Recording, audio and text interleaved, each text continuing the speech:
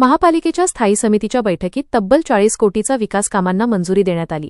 स्थायी समितीच्या सभापती वीरेंद्र सिंग गाडीवाले यांच्या अध्यक्षतेत बैठक पार पडली। 1.5 तास ही बैठक चालली। शहरातील विविध समस्यांवर बैठकीत चर्चा झाली। नगरोत्थान सुवर्ण जयंती योजना आणि आपत्ती व्यवस्थापन योजनेअंतर्गत शासन निधीच्या शहर विकासासाठी 26 कोटीच्या कामांना मंजुरी देण्यात आली। महापालिका अंतर्गत वित्त कामांसाठी 5 कोटी रुपयांच्या कामाला मंजुरी देण्यात आलेली आहे। निविदा मंजूर झाल्याने लवकरच विकास कामांना सुरुवात होणार असल्याचे सभापतींनी सांगितले।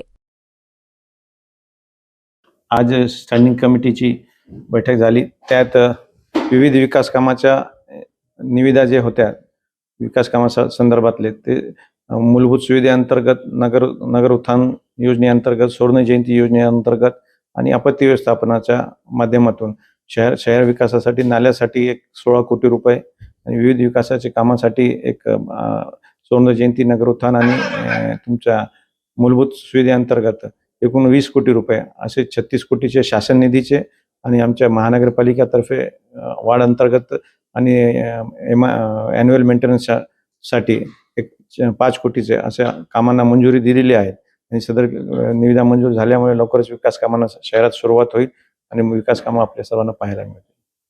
धन्यवाद। प्रशासक होते मंजुरीसाठी येते तर स्थायी समिती त्यासाठी आपल्याकडे आलेली आहे। जर हे